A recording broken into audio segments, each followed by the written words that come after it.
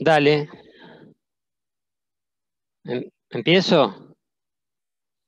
Bueno, esta es parecida obviamente a la charla que hablamos la otra vez. Creo que es un tema importantísimo, el tema del electroencardiopatía isquémica, pero como siempre, el concepto que tienen que tener es que es un método complementario, o sea que no va a terminar nunca de definir totalmente si no lo utilizamos con el criterio que corresponde de hacer un interrogatorio detallado y una evaluación adecuada del dolor del paciente, o más allá del dolor de las variantes que tenga similangina. Esto obviamente por ahí para ustedes parece demasiado básico, pero el tema de realizarlo adecuadamente sigue siendo clave, colocar los chupetes donde corresponde y ni que hablar el tema famoso de las 16 derivaciones. Yo creo que hace ya más de 5 años que vengo dando charlas en un montón de lugares por la red de infarto que hicimos a nivel público, y uno dice, ¿por qué si hay tanta gente que escucha cada vez que damos una charla, después cada vez que nos mandan un paciente a la guardia o por WhatsApp no tiene las 16 derivaciones? Electrocardiograma es todo un tema, ¿no? Es una cuestión de que todo el mundo lo quiere aprender y sin embargo pareciera que cuesta tanto que después se hace como una negación del mismo. En fin, hay que acordarse de eso entonces, que siempre con sospecha de infarto hay que hacer electroderivaciones. eh, Pacientes con infarto inferior, fundamentalmente para detectar la extensión del mismo.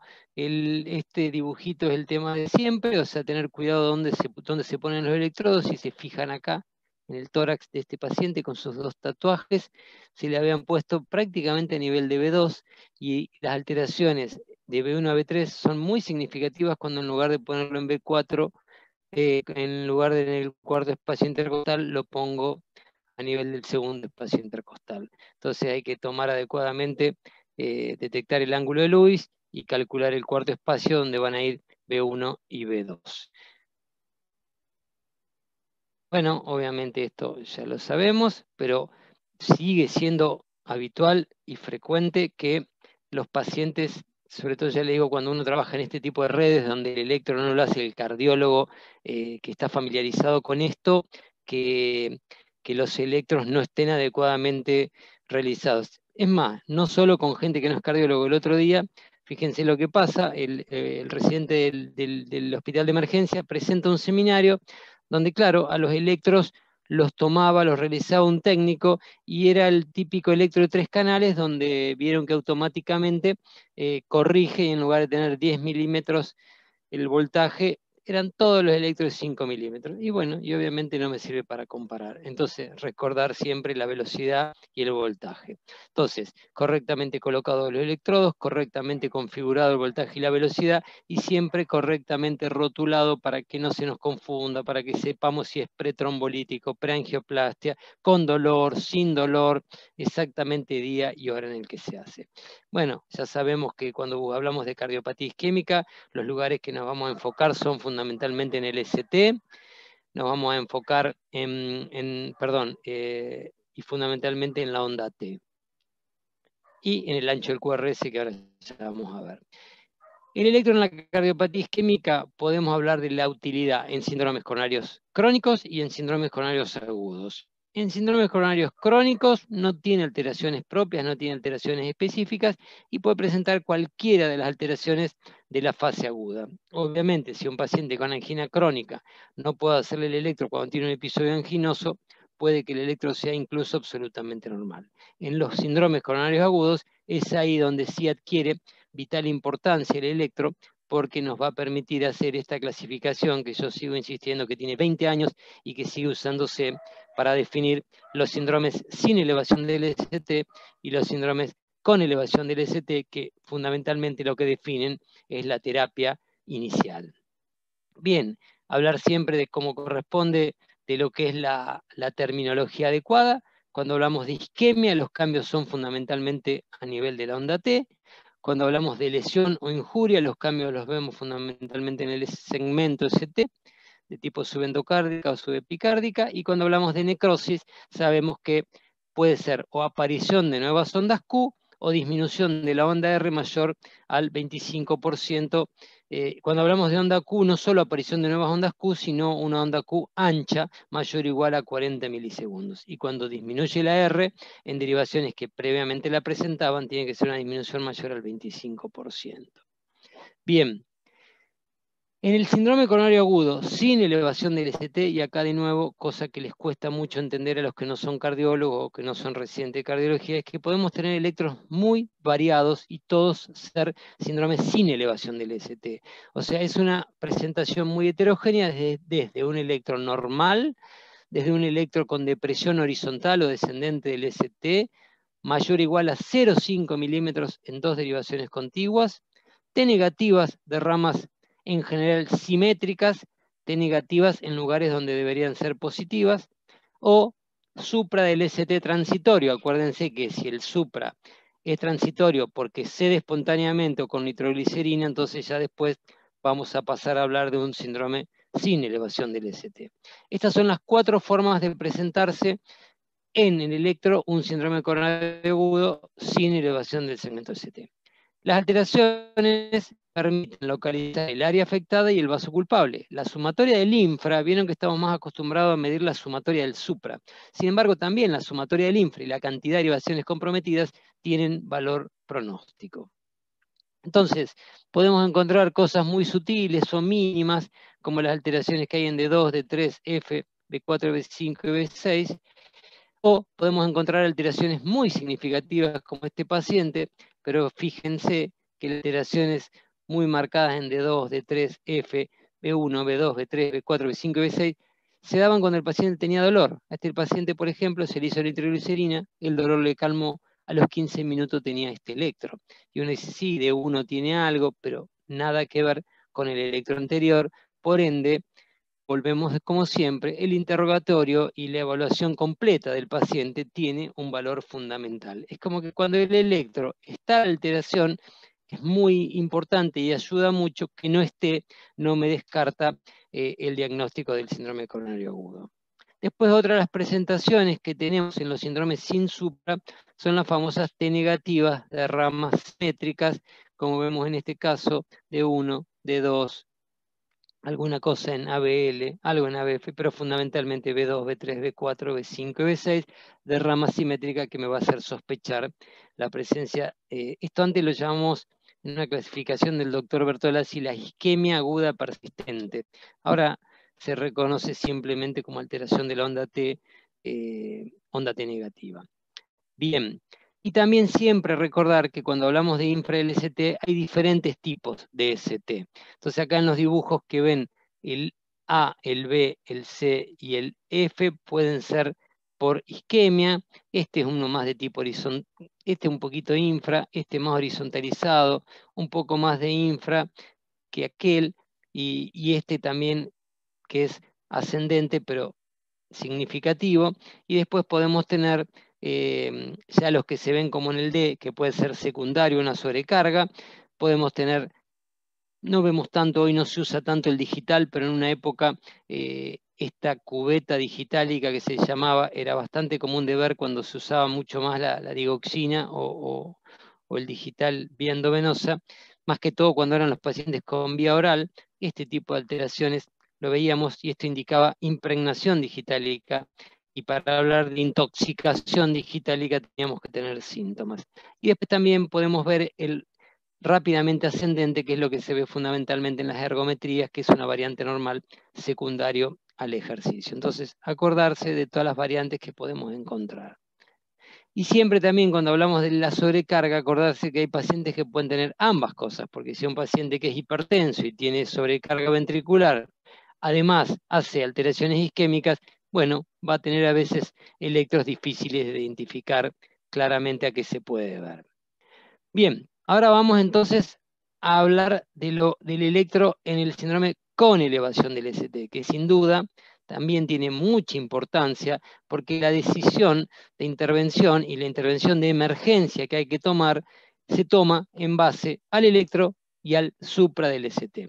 ¿Cuánto tengo que tener de elevación del segmento ST medido a nivel del punto J en las derivaciones B1 a B3, que son las derivaciones distintas, que son las derivaciones que muchas veces complican, porque es muy variable según mujeres y hombres de más o menos de 40. Entonces fíjense que cuando tengo mayor o igual a 1,5 milímetros en mujeres, lo cual eso sería más parecido a lo habitual que vamos a ver en las otras derivaciones, yo tengo que pensar que es por definición un supra. Pero en varones mayores de 40, 2 milímetros mayor o igual, y en menores de 40, 2,5. En el resto de las derivaciones, con tener 1 milímetro de supraesnivel del ST es por definición supraesnivel y siempre en dos derivaciones contiguas. Y por definición en ausencia de bloqueo. Esto hace diagnóstico de infarto, o sea, el electro tiene valor agregado porque es un método con más de 100 años de uso y sigue siendo clave para diagnosticar el infarto. Pero también tiene valor, como vamos a ver acá, no solo para diagnóstico de infarto, esperen que si no quería mostrarle esto, de diagnóstico de lo que se llama del momento evolutivo. Entonces fíjense que a veces vemos esta fase que es la más difícil de ver, porque en general la fase hiperaguda, ahí dice primeros minutos a horas, pero por lo general lo vemos en los primeros minutos hasta la hora, donde tengo una T picuda, y ya el supra más clásico, más característico, aparece en la fase aguda, que son las primeras horas. A medida que pasan las horas, y dependiendo, esta es la evolución natural de un paciente que no fue reperfundido, a medida que pasan las horas, podemos tener la aparición de la onda Q, que nos pone el sello de un infarto transmural, a pesar de que no hay una correlación exacta entre infarto transmural con supra, o infarto sin supra y subendocárdico, pero en la mayoría de los pacientes eso se puede ver, fundamentalmente en la época donde no había métodos de reperfusión. Entonces hoy, cuando uno aplica método de reperfusión, toda esta historia la puede modificar.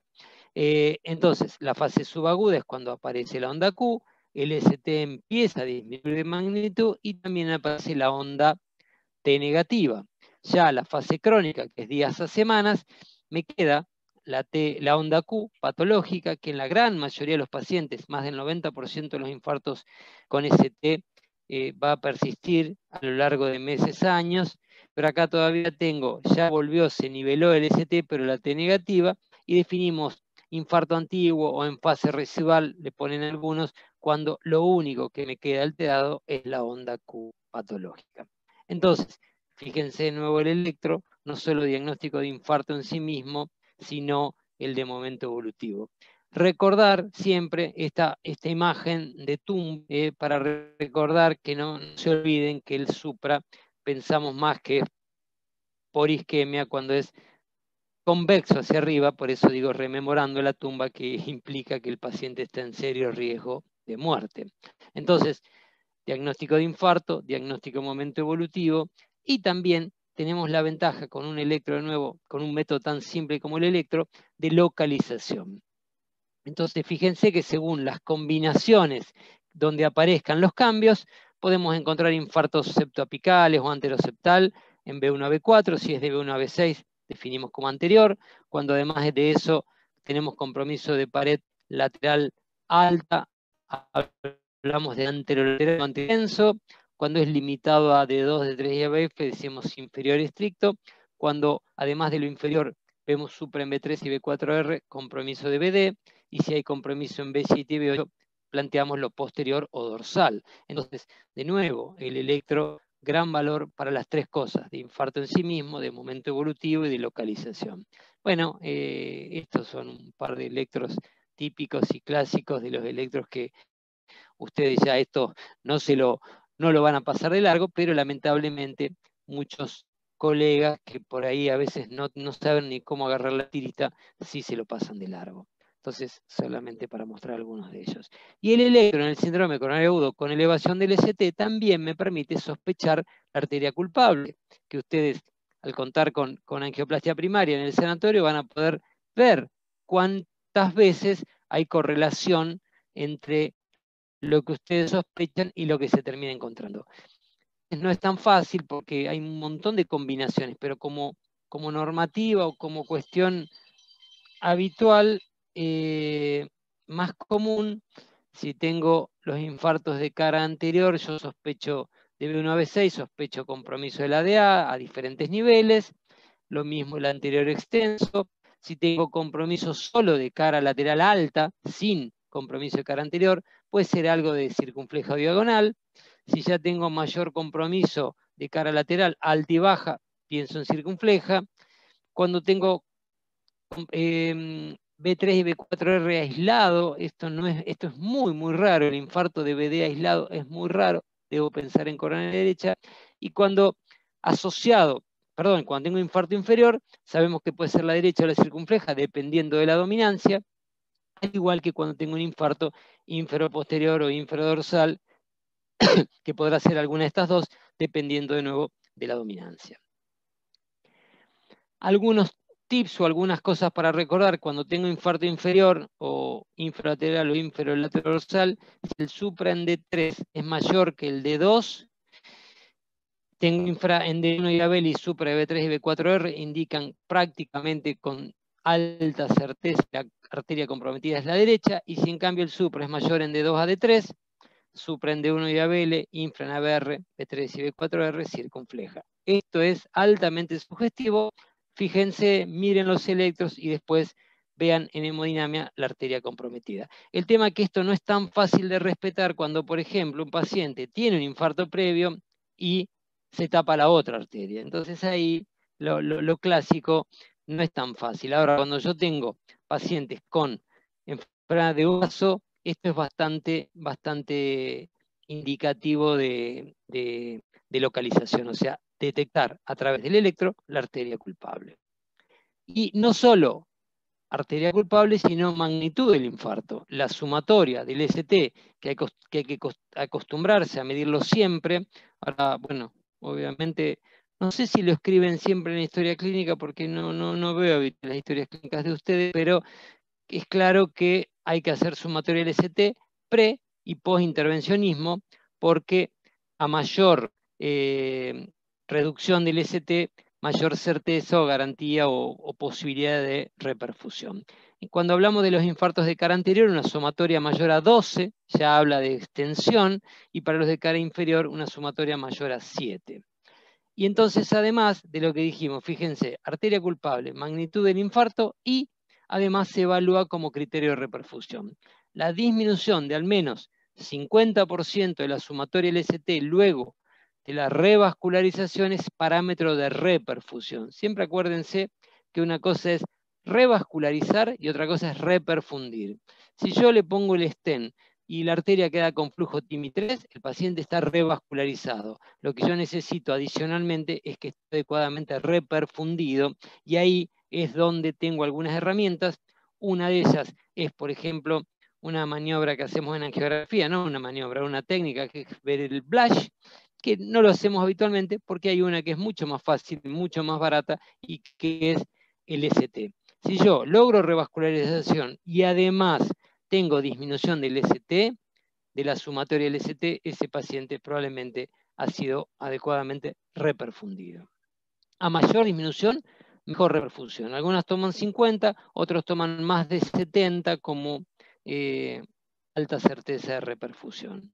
Y hay algunas alteraciones clásicas que pueden indicar reperfusión, como la presencia de un ritmo idioventricular acelerado, RIVA o taquicardia ventricular lenta, como le llaman, o la presencia de extrasístoles ventriculares frecuentes. Eso lo vemos mucho durante el procedimiento, durante la angiografía, durante la intervención coronaria percutánea primaria, cuando uno simplemente pasando una cuerda, el paciente, cuando mejora el flujo, cuando recupera flujo, empieza en algunos momentos con extrasístoles ventriculares de todos los colores o con un RIVA. E incluso también hay trastornos en la conducción. Pueden presentarse bloqueos AV de segundo y tercer grado cuando, por ejemplo, se reperfunde la arteria del nodo AV, que esto se llama como reflejo de Bessel-Harris. Así que bueno, miren todas las cosas que nos permite detectar y informar el electro en el síndrome con supra. Y hace poco salió un artículo que me pareció muy, muy interesante, porque junta en ese artículo una serie de situaciones especiales que se llaman patrones equivalentes al STEMI, o sea, al infarto con supra, que es este, ya la otra vez se los comenté, salió publicado en un American Journal del 2019, y es para tener en cuenta alteraciones que, a pesar de no ser los supra típicos o convencionales, se los considera símil supra del ST, porque son indicativos de alteraciones parecidas, o sea, donde puede haber oclusiones de las arterias coronarias. Uno es un síndrome clásico, el Wellens, yo lo conozco desde la década del 80, donde el paciente puede tener un electro normal al ingreso, pero luego del episodio anginoso presentar no supra, sino T negativa y simétrica, o a veces bifásica, en las derivaciones B2, B3, a veces en toda la cara anterior. No aparece onda Q, el ST puede estar isoeléctrico o si está supra es menor a 1 milímetro, o sea, no es patológico el supra, y muchas veces no tiene movimiento enzimático, por lo cual, por definición, es un síndrome sin supra, pero se asocia muchas veces a lesión crítica proximal de la descendente anterior. Este es uno de los casos que uno lo puede ver, donde obviamente es como los síndromes sin supra que decíamos antes. Fíjense que tiene un suprita muy poco significativo, T negativa. El que es T negativa se le llama el Wellens tipo 1, y estas T más menos, que incluso son hasta variantes de un mismo paciente. Un paciente que es Wellens tipo 1 puede pasar a ser tipo 2, o un paciente que se presentó como Wellens tipo 2, a las horas puede ser tipo 1. Estas alteraciones electrocardiográficas me obligan a descartar de manera rápida que el paciente no tenga una lesión suboclusiva. O sea, es un indicador, a pesar de que no sea un supra, de que es conveniente estudiar al paciente precozmente. Después está este otro, hace poco Pedro, Gonzalo. Sí, diga. perdón que te interrumpí. No me quedó claro la diferencia entre el tipo 1 y el tipo 2. No, el tipo 1 es el que tiene. Perdón. El tipo 1 es la T negativa y simétrica. Y el tipo 2 es la que es bifásica, que es a T más menos. Entonces, acá, Bien. fíjate que las T son solamente negativas, ¿tá? Y este Ujú. es una T más menos, pero insisto, fíjate acá, B4 prácticamente ya es negativo. Son como estadios evolutivos de un mismo síndrome. Activo. Lo que pasa es que los clasificadores les Perfecto. gusta dividir todo, pero yo muchas veces, uno ve que a veces el paciente te viene con esto y a las 2 horas tiene T negativa de rama simétrica, o sea que el tipo 2 te pasa a ser tipo 1. El tipo 1 es negativa, el tipo Tipo 2 1. Bien. y el tipo 2 isodifásica o bifásica, como le llaman. Pero insisto, son Perfecto. Gracias. manifestaciones de lo mismo. Bien. El patrón de Winter Pedro, es. Dale. perdón, y cuando decía estudiarlo precozmente, a pesar de tener enzimas negativas, lo estudiamos como si fuera una emergencia, un supra, digamos. Exacto, exacto. Por eso este trabajo planteaba que son variantes de infartos con supra. Obviamente que este es un trabajo, una revisión, no es que es una obligación, porque no es un STEMI, pero lo que te está diciendo es que uno tiene que tener cuidado con estas variantes que no son un supra, pero se pueden comportar como si lo fuera. La conclusión, vos me decís, yo estoy en la unidad coronaria, me llega un paciente con este tipo de alteraciones, obviamente que vos por ahí no lo mandás de emergencia porque no es por definición un supra, pero aunque le pidas troponina y ahí rápidamente venga negativa, tenés que plantearte que hay que descartar que no tenga una lesión crítica. Ese es el concepto que hay que quedarse. ¿Está? Excelente. Bien, la otra variante al Wellens es este que es el Winter. Y este creo que el otro día con Gonzalo vimos uno, no me acuerdo si no fue uno de los pacientes que hicimos en el último tiempo. Fíjense, infra es nivel ascendente del ST de 1 a 3 milímetros con descenso del punto J seguido de ondas T altas y simétricas. Y puede estar en las derivaciones B1 a B6. Y puede haber un pequeño supra en ABR. Este caso tiene todo, ese que les conté, que habíamos visto con Gonzalo, era muy parecido a este, un suprite insignificante en ABR, 1 o 2 milímetros, pero miren esto, un infra del punto J ascendente y estas T. Esto de nuevo, ustedes me dicen, pero ¿por qué lo tengo que estudiar de emergencia? Bueno, no lo estudien de emergencia, pero estudienlo en las primeras 24 horas, más si el paciente sigue con dolor. Estos pacientes tienen compromiso de DA en el 99% de los casos. Entonces, de nuevo, esta patente, acuérdensela, porque de vez en cuando se ve. Este le llaman patrón de Winter. Son los dos que hay que recordar más que todo, el Wellens y el Winter. Y si les digo, nosotros como lo buscamos mucho en el hospital donde yo veo los pacientes coronarios, en el sanatorio no veo habitualmente los pacientes que ven ustedes, como ya saben por el tema asistencial, pero cuando vean estos patrones, después vean la anatomía coronaria y van a ver que es muy común ver compromiso de la descendente anterior. La T hiperaguda, acá también es una cosa rara, que por qué no sigue el parámetro habitual. Fíjense, por ejemplo, este electro, un paciente que viene con estas T, que uno no dice demasiado, le hacen y fíjense la R, que tiene una progresión de R bastante normal, le hacen un electro a las 4 horas y fíjense, tiene QS de B1 a B3. O sea, como que también le llamaban, el doctor Mariani, que probablemente no lo conozcan, pero fue un jefe de cátedra de la Facultad de Medicina que hacía mucho hincapié en los electros, le llamaba a algunos infartos tartamudeantes, o sea, como que eran infartos que no hacían la evolución habitual, sino que, y si yo no detecto estos infartos, cuando lo voy a estudiar al paciente, la arteria está tapada. Y perdí la chance de la reperfusión. Estos también lo vemos. Entonces, obvio, ojalá que todos los pacientes vengan con el supra, pero a veces no pasa eso. Entonces, la T también está atento, que es una forma de presentación que puede estar indicándome lesiones críticas. La descripción de estos infartos, por ejemplo, es tartamudeante o el Winter, una de las posibilidades que son estos pacientes que tapan la arteria, la destapan, la tapan, la destapan. Cuando digo la destapan, pasar del 100 al 90 con un coágulo que está que va y viene, ¿no? Que no queda la oclusión definitiva. Entonces, estas son presentaciones que podríamos tener y que hay que tener en cuenta. Bueno, acá ya es otra de las presentaciones, que es el famoso bloqueo rama izquierda. Se ha escrito tanto con esto, y cuando uno va a revisar un poco la bibliografía, la mayoría son, a ver, cuando digo revisar la bibliografía, es la bibliografía de por qué avalan al bloqueo rama izquierda como igual al supra, porque eso es lo que ustedes tienen hoy como normativa. Dolor torácico típico más supra es lo mismo que dolor torácico típico y bloqueo rama izquierda. Yo tengo que ir a ver la anatomía coronaria. Sin embargo, la mayoría de los estudios que lo han avalado son análisis retrospectivos de estudios diseñados con otro fin. Los bloqueos de rama solo representaban una pequeña cantidad de los infartos. En el único estudio que se informó sobre flujo coronario, TIMI 0,1 en los pacientes fue menos de la mitad, en los pacientes que no tenían criterios Garbosa. Ahora vamos a ver qué es eso.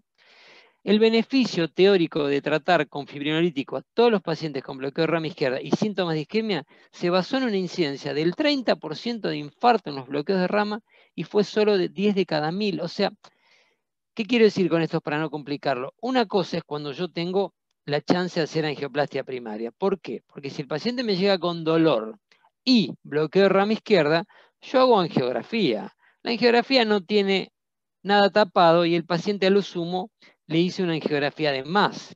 Pero en los lugares que ustedes no tienen angiografía, no es fácil definir a un paciente con dolor y bloqueo de rama que hacerle el trombolítico, porque nunca se olviden, por eso digo, ustedes probablemente pasen sus 4 años en el Sanatorio Parque y no vean nunca un infarto tratado con trombolíticos.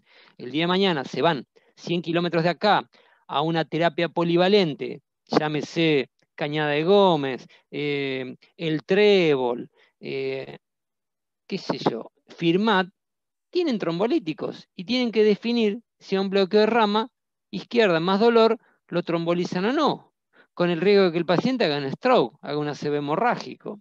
Y ustedes dicen, ¿tendrá un infarto? Así que bueno, esta duda y este planteo del bloqueo de rama viene sobre todo de la década del 90, cuando la estrategia más utilizada en los pacientes con infarto era la fibrinolisis. En los lugares donde disponemos de angioplastia primaria, insisto, a lo sumo es una angiografía de más. La asociación no es tan estrecha entre bloqueo e infarto.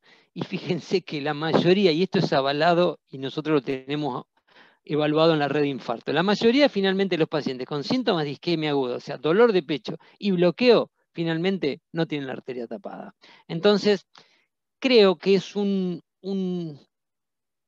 algo que quedó y que sigue siendo difícil, porque aunque sean pocos los pacientes que lo tengan, uno dice, ¿qué hago? ¿Qué hago con este paciente? Síntomas típicos de isquemia aguda, tiene un bloqueo de rama, el bloqueo de rama me impide muchas veces ver el supra, enmascara el supra, y ahí es donde se nos plantea el problema. Insisto, si tienen angiografía y la arteria está abierta, listo, se acabó, busquemos por qué le duele el pecho. Si no tienen angiografía y tienen que hacer fibrinolítico, y bueno, van a estar en problemas. Va a ser difícil la decisión. Bueno, esto es de por qué está enmascarado por la forma de activarse los segmentos en el bloqueo de rama izquierda. No viene el caso ahora. Y los famosos criterios de Esgarbosa, que es una doctora, Elena Esgarbosa, este fue el trabajo original presentado en el año 96. Esto, fíjense, el gusto 1 fue un estudio, un subestudio del gusto. El gusto fue un estudio que comparó, se había publicado antes, en el 93, comparaba la strepto con el TPA. Desde esa época, ya hace más de 20 años, se demostró que el TPA era superior al strepto, y en la Argentina todavía el strepto sigue siendo el trombolítico más usado. Bueno, un subestudio del gusto con 40.000 pacientes, hecho por la doctora Esgarbosa, fue lo que presenta esto de qué es lo que hay que buscar cuando tengo un bloqueo completo rama, y si encuentro criterios de Esgarbosa, ahí sí la posibilidad de que el bloqueo de rama sea debido a un infarto es mayor. Y hay tres tipos de alteraciones, lo que se llaman concordancia. Si en las derivaciones con R tengo ahí concordancia mayor o igual a 1 milímetro de ST, porque ¿qué pasa en el bloqueo de rama izquierda? En las derivaciones donde tengo R prominente, tengo infra LST o T negativa. Pero si yo tengo concordancia con la R, ese es un criterio que me da 5 puntos. Si en cambio, en las derivaciones tengo un infra de mayor o igual a 1 milímetro, tengo 3 puntos. Y este es el criterio de menor validez, que es el que me da 2 puntos, que es tener más de 5 milímetros, pero discordante. O sea que yo tengo S y tengo supra. ¿Cuándo es positivo el Esgarbosa? Cuando yo tengo mayor o igual a 3 puntos. Pero fíjense que tiene una alta especificidad, pero una baja sensibilidad. O sea, acá se los puse al revés para que entiendan que es muy útil cuando está, pero no se ve mucho. O sea, encontrar esto en los bloqueos de rama izquierda no es lo habitual. Entonces, es útil cuando está presente, pero lamentablemente van a tener que tomar muchas veces decisiones en bloqueos de rama izquierda que los criterios de Esgarbosa son negativos. Y de nuevo, le duele el pecho, bloqueo de rama izquierda, Esgarbosa negativo, ¿qué hago? Y bueno, y de eso se trata el problema. ¿Qué hay sobre el bloqueo de rama derecha? Me faltó rama derecha. Bueno, según la última guía europea, la del 2017, no, perdón, esta se me mezcló, pero acuérdense que isquemia en curso, bloqueo de rama izquierda, ritmo de marcapaso, la última guía pone el bloqueo de rama derecha también, que se debe tratar como un infarto con elevación del ST. Sin embargo, sabemos que el bloqueo de rama izquierda puede enmascarar las alteraciones del ST, como les conté recién. El marcapaso también enmascara, porque induce una despolarización, como si hubiera un bloqueo de rama izquierda. Los marcapasos estimulan la cavidad derecha, dan imagen de bloqueo de rama izquierda. Puede haber un enmascaramiento. La pregunta es, ¿qué enmascara el bloqueo de rama derecha? Entonces, de nuevo, los pacientes con bloqueo completo de rama tienen peor pronóstico y se benefician de una reperfusión precoz, pero el bloqueo de rama derecha por sí solo, a mi criterio y del análisis que nosotros hemos hecho, no debería tratarse como un síndrome con supra. La indicación de la guía europea de 2017, hasta ese año al bloqueo de rama derecha no se lo tomaba como símil bloqueo de rama izquierda. La indicación de la guía esta del 2017, si ustedes la van a buscar, vieron que siempre está en qué se basó. Se basó en un único estudio y que fue retrospectivo. De más de 6.000 pacientes con infarto, 427 tenían bloqueo de rama. De estos, la mitad no tenían supra, y de estos, solo un 2% tenían alteraciones del flujo en la CSG. Entonces, mi criterio, tómenlo como la opinión de alguien que vemos muchos infartos, pero no es sinónimo de supra, pero sí es marcador de riesgo. Entonces, lo difícil también de definir, que complicó un poco la guía, es, yo vine un paciente con dolor de pecho, típico, bloqueo de rama derecha y no tiene supra. ¿Qué hago? ¿Lo llevo a hemodinamia?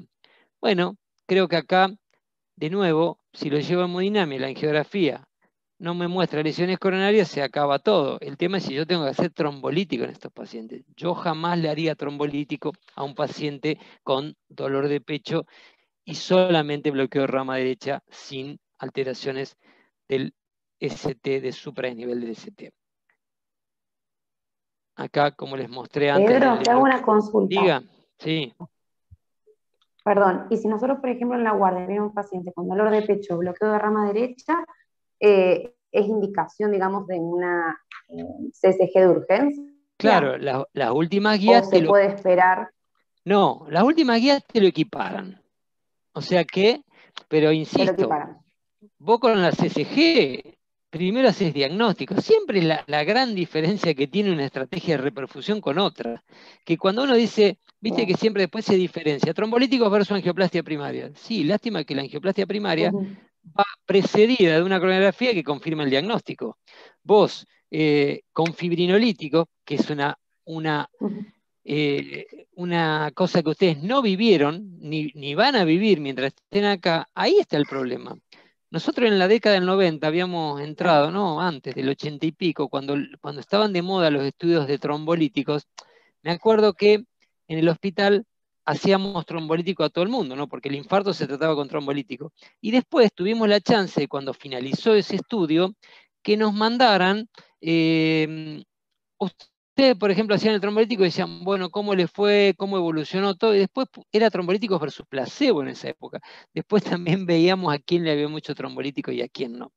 El tema es que la realidad era preangiografía. Cuando se impuso en la década del 2000 la angioplastia primaria por sobre el trombolítico, ahí la cosa cambia. Entonces, la pregunta es, dolor torácico típico y bloqueo completo de rama derecha, vos lo estudiás, lo tenés que llevar a hemodinamia. Ahora, si no tiene nada, todo termina ahí. Eso según la guía de europea de 2017. Puede que no todo el mundo esté de acuerdo. ¿Está? Creo que sigue siendo un tema en debate el bloqueo de rama derecha. Pero las guías son muy fuertes, muy sugerentes, y entonces ir en contra de las guías no es fácil. Ahora fíjense si yo tengo esto, por ejemplo. No, de nada. Miren si yo tengo este electro. Claro, acá tengo un bloqueo de rama derecha, pero tengo supra. Entonces, el tema es cuando yo me encuentro un bloqueo de rama derecha sin supra.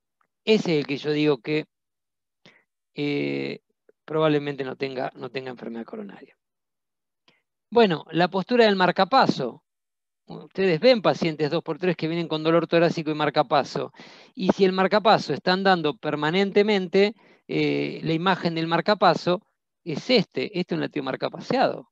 Fíjense que se nos comporta como un bloqueo de rama izquierda. ¿Está? Entonces, tremendo supra, pero este es el discordante, entonces no me suma demasiado. ¿Cómo se valora? Hay dos cosas que pueden hacer. Uno es inhibir temporalmente la función del marcapaso. Poco aplicable en medios como el nuestro. A las 10 de la noche tendríamos que llamar a Alfredo y decirle, tráeme la máquina, inhibime el marcapaso y a ver si en el electrovasal, en tanto y en cuanto tenga ritmo propio, veo supra.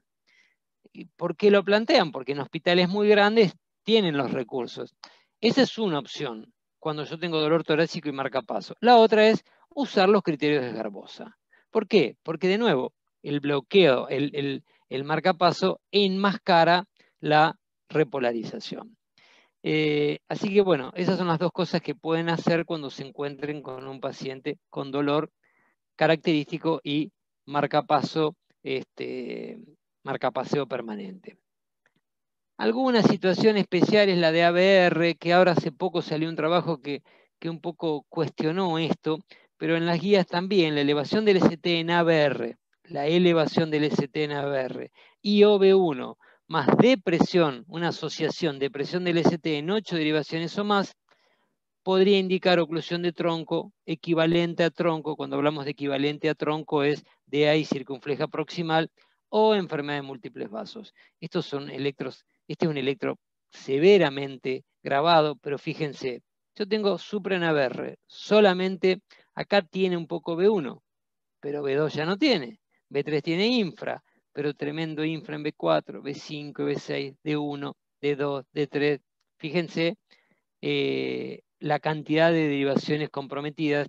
Y esto, si no lo estudian de emergencia, estudienlo a las 2 horas porque son pacientes que no hay duda que tienen enfermedad coronaria muy, muy severa.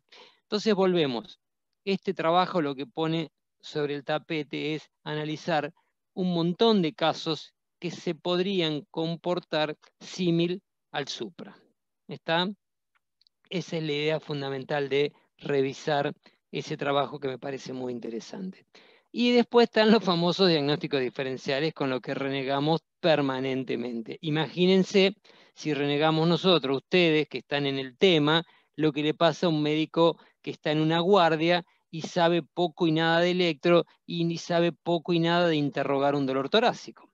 Bueno, son la pericarditis, la repolarización precoz, las alteraciones por hipertrofia ventricular, la hiperpotasemia, el Takotsubo, el TEP y el Brugada. A ver, muestro alguna cosita de cada uno para que repasemos los diagnósticos diferenciales.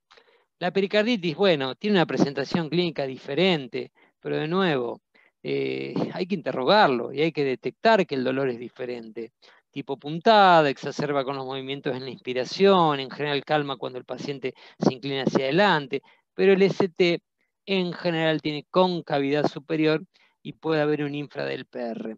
¿Tá? Este es un típico electro de pericarditis y muchos van a tener duda, entonces a veces nos pasa que algunos médicos que están preocupados a veces hacen el electro más rápido que interrogar bien al paciente. Entonces, si yo me apuro en hacer el electro y veo este supra en B4, B5, B6, interrogo poco o mal al paciente y bueno, puedo creer que el paciente tiene un infarto. Entonces, atención con esto.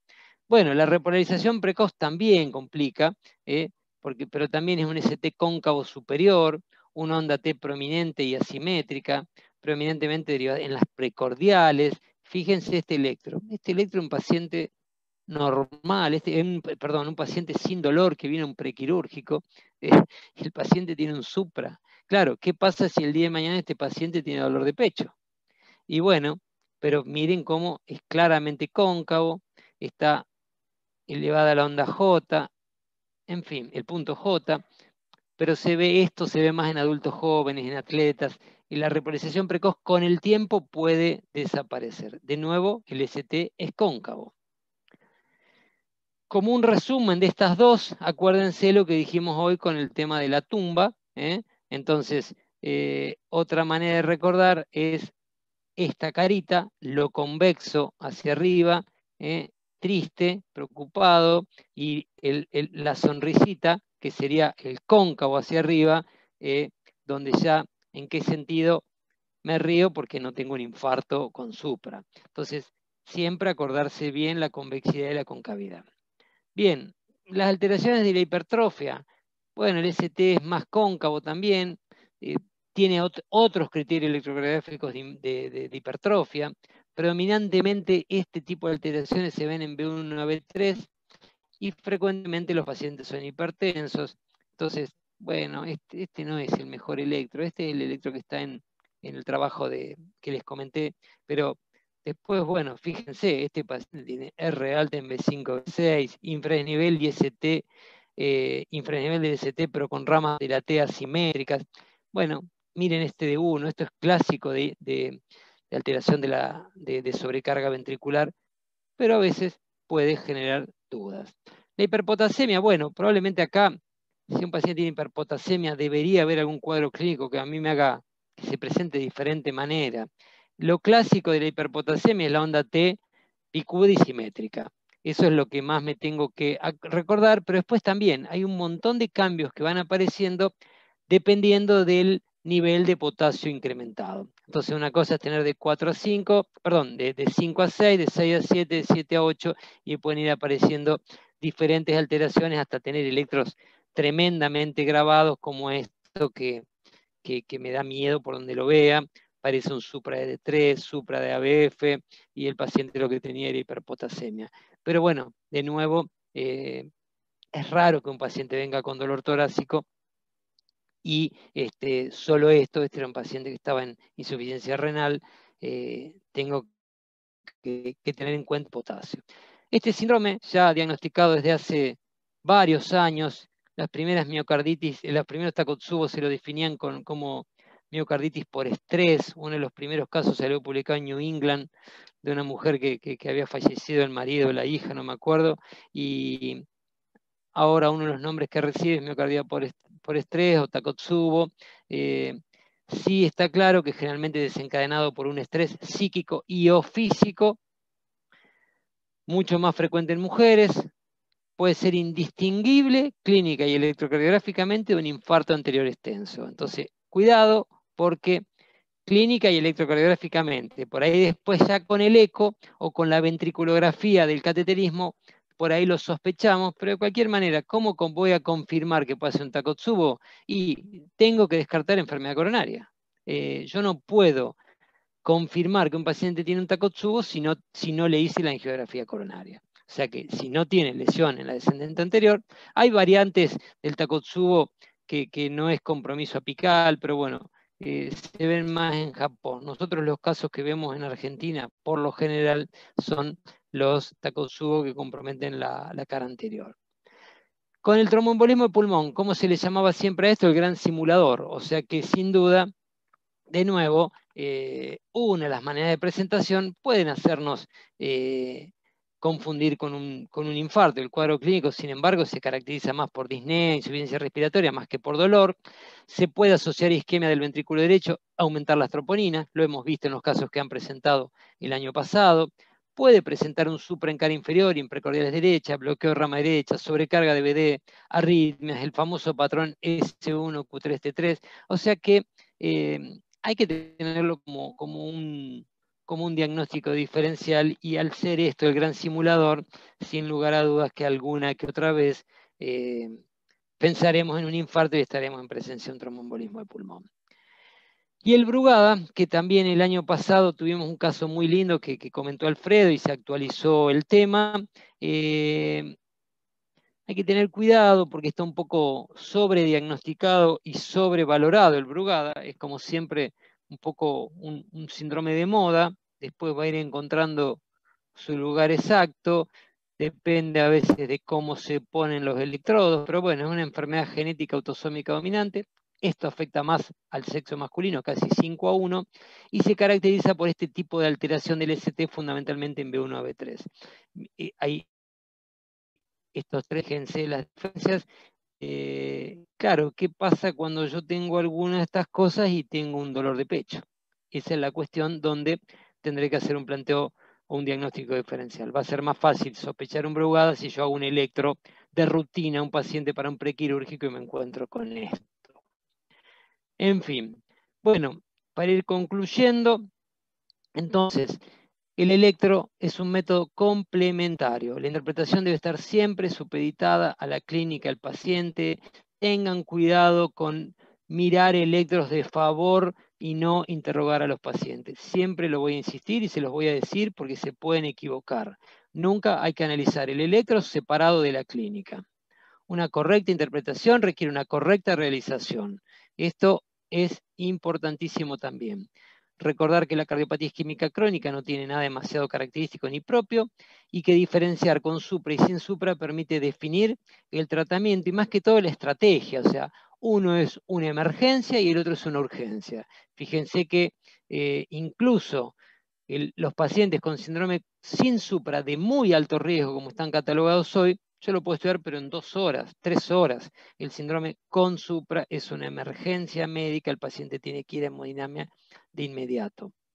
Las alteraciones del síndrome sin supra son muy variadas, poco específicas, y recuerden que tiene las 4 posibilidades: normal, infra del ST, horizontal o descendente, el supratransitorio y o alteraciones de la T. Y siempre que la cantidad de derivación y la sumatoria tienen valor pronóstico. Conclusiones 2.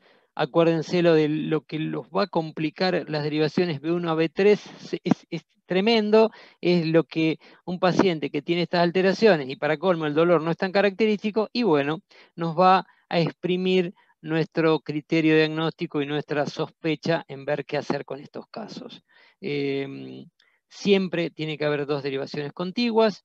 El infradifuso y el supra-NABR, sospechar tronco o múltiples vasos. No es común de verlo, pero cuando lo ven, sospéchenlo. Acuérdense que el electro tiene tremendo valor para identificar vaso culpable, evaluar la reperfusión exitosa o no y valor pronóstico. Los bloqueos de rama no son sinónimo para mí de elevación del ST, o sea, no es un ídem, sino que son marcadores de mal pronóstico. Los diagnósticos diferenciales del síndrome con supra son varios, requieren de una correcta evaluación clínica y a veces de la realización de una angiografía coronaria para certificar y confirmar o descartar la oclusión coronaria. Bueno, terminamos así o así, con el corazoncito, no sé cómo terminan ustedes, es re tarde, pero bueno. Si tienen alguna duda, alguna preguntita, además de lo que han preguntado, me avisan. Vamos a dejar de compartir.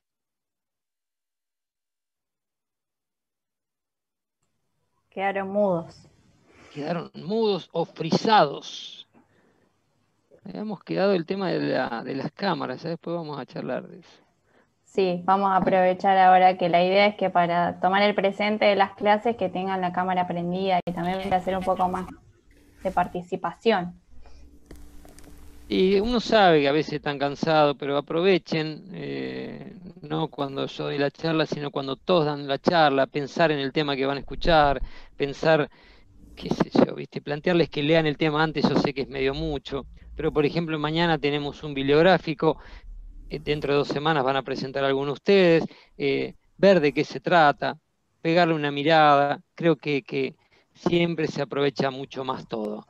Y el tema también un poco, lo definimos con Martu, el tema de la cámara, porque no está bueno que alguien invitado fundamentalmente ni los vea, ni sepa si están o si se fueron a comer y pusieron la cámara apagada. Entonces, no me gusta la actitud vigilante, pero son algunas de las cuestiones que han impuesto el Zoom.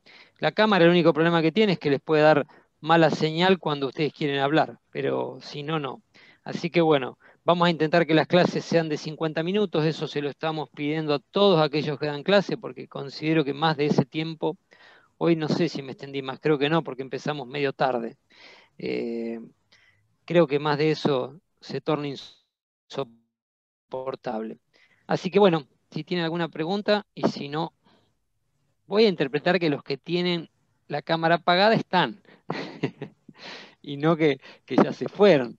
Pero Sí, pasa que en ¡epa! pijama.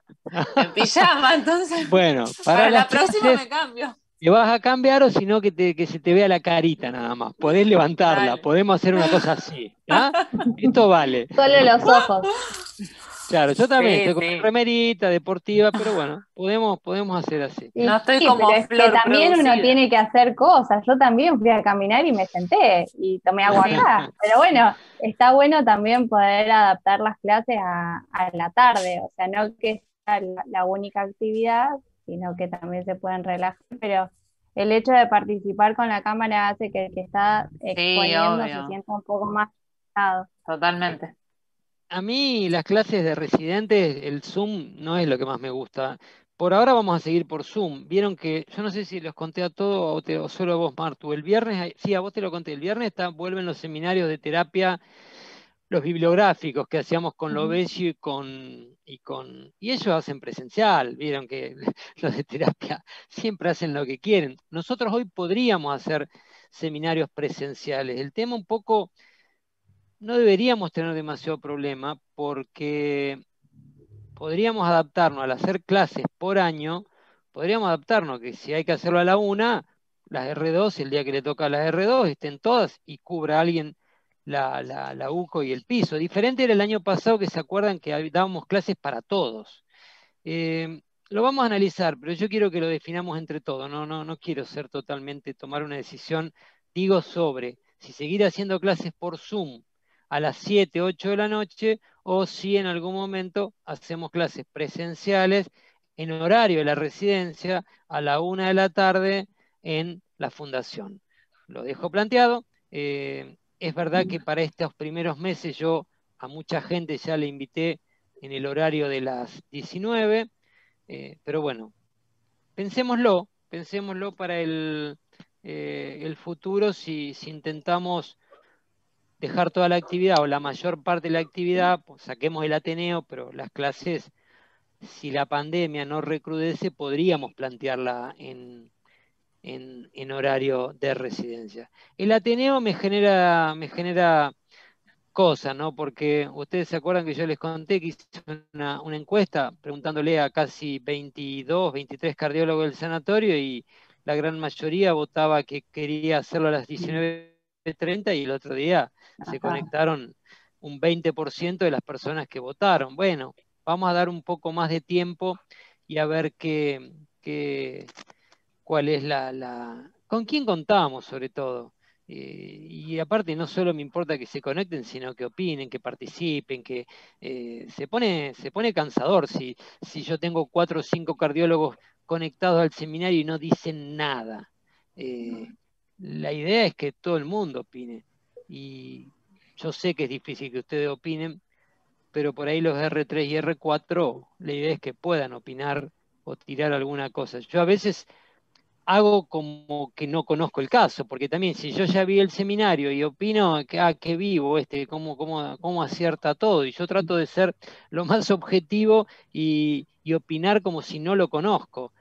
Tampoco pero porque quiero que opinen los demás. Y hasta ahora la verdad que los cardiólogos estoy intentando que sean un poco más participativos. Lo que pasa es que tampoco da para que uno le diga, che, fulanito, ¿qué te parece?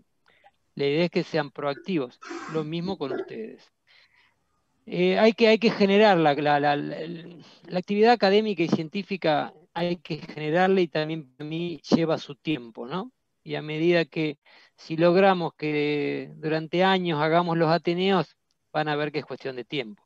Pero estamos recién empezando.